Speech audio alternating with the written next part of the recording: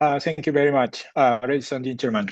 Good afternoon from Tokyo. No, actually, I'm not in Tokyo, but today I am from Keio University, Shonan Fujisawa campus. So it is 50 kilometers away from Tokyo. But anyway, I'm Captain Kentaro Furuya, an adjunct professor at the National Graduate Institute for Policy Studies, or GRIPS, and Keio University, the professor at the Japan Coast Guard Academy in Japan.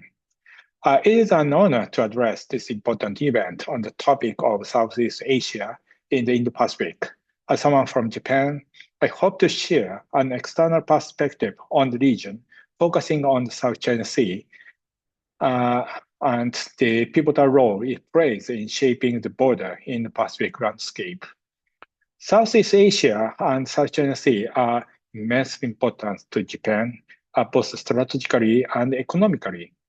Over 80% of Japan's energy imports pass through the Maritime corridor in South China Sea, making its stability indispensable to our economy. Beyond trade, the region's security is central to maintaining Japan's energy security and diplomacy. A free and open Indo-Pacific, a vision Japan has championed, depends significantly on the stability of Southeast Asia. However, the increasing assertiveness of China in the South China Sea poses significant challenges, from extensive territorial claims under the so-called 9-dash line to militarization and gray zone tactics. These developments undermine international law and threaten the principle of freedom navigation that Japan holds dear. Japan's approach to the South China Sea is rooted in adherence to international law, particularly the United Nations Convention on the Law of the Sea, or UNCLOS. The 2016 arbitral tribunal ruling, which found China's 9-dash line inconsistent with UNCLOS, was a landmark decision. While Japan is not a claimant state in South China Sea,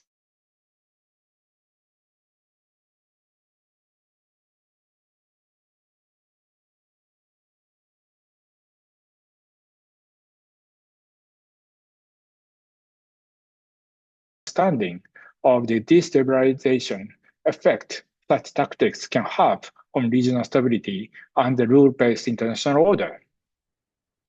Japan has committed partner to Southeast Asian nations, working to share fundamental values and strengthen their security capabilities.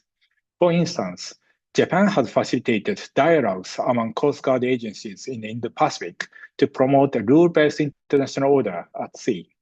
In 2004, Japan launched the Head of Asian Coast Guard Agencies meeting as a platform for cooperation and coordination. Building on this, the Coast Guard Global Summit was introduced in 2017 as an inter-regional forum to foster mutual confidence and promote the rule of law at sea. Beyond the dialogue, Japan has significantly contributed to enhancing the operational capabilities of regional coast guards, which have become increasingly vital players in the gray zone situations. At the tactical and operational level, comprehensive training programs are provided in areas such as search and rescue, all-speed response, high-speed boat operations, and martial arts for apprehension.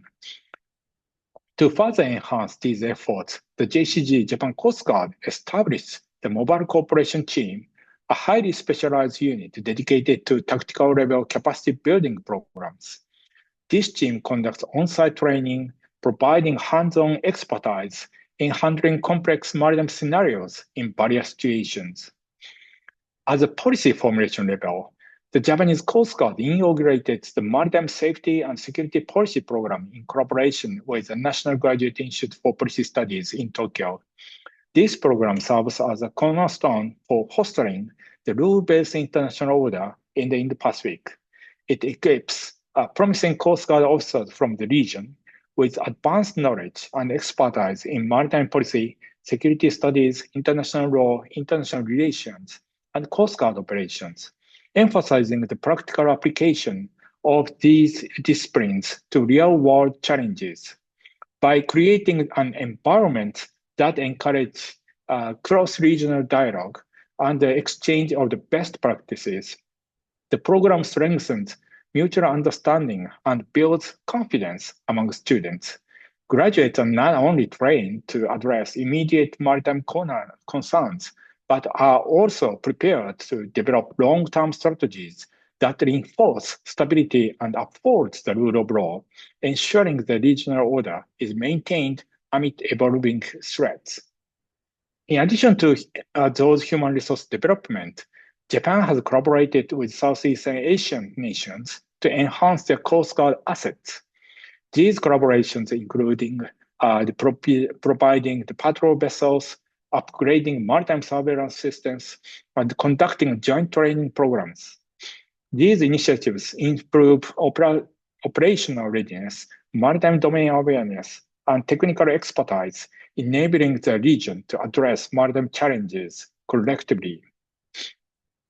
Japan's historical and cultural ties to Asia as a foundation for fostering trust and collaboration with Southeast Asia. This unique position allows Japan to act as a non-Western partner that understands the regional context while promoting shared values. While maintaining the strong economic relations with China, Japan remains steadfast in supporting a rule-based international order and advancing ASEAN centrality. Our partnerships are grounded in mutual benefit and respect for regional ownership, ensuring that they contribute to sustainable development and long-standing regional peace and stability. Japan also recognizes the importance of collaboration with extra-regional powers. Regional challenges require collective solutions, and frameworks like Quad, which include the US, Australia, and India, play a critical role in enhancing regional stability. Joint naval exercises, coordinated development initiatives, and bilateral collaboration such as joint drills with the United States reinforce the principle of freedom navigation and rule-based international order. Furthermore, Japan welcomes the European Union's increasing engagement in the Pacific, including naval deployments and cooperation on maritime security and sustainability projects. These partnerships reflect a shared commitment to upholding international norms and supporting Southeast Asia's stability. Japan also sees opportunities to collaborate with Canada and the United Kingdom, whose increased attention to Indo-Pacific security aligns with regional priorities. For instance, Canada's deployment of naval assets to increase its presence in this region, and the UK's carrier strike group operations signals their growing commitment. These partnerships demonstrate a shared commitment to stability while leveraging the diverse capability to address challenges in areas such as maritime security, humanitarian assistance, and disaster relief. By engaging a broad coalition of extra-regional stakeholders, Japan ensures a robust and inclusive approach to maintaining Indo-Pacific security. In conclusion, the South China Sea is not just a regional security issue. It is a global concern. Preserving stability in Southeast Asia is shared responsibility, and Japan believes in the importance of collective action to uphold the principle of freedom, transparency, and the rule of law. By working together, we can ensure that the Indo-Pacific remains a regional opportunity and stability for generations to come. As we move forward, Japan remains steadfast in its commitment to being a partner that supports Southeast Asia's aspirations for peace, prosperity, and sustainable development. Together, we can create further that reflect our shared values and visions for the Indo-Pacific. Thank you very much for your kind attention.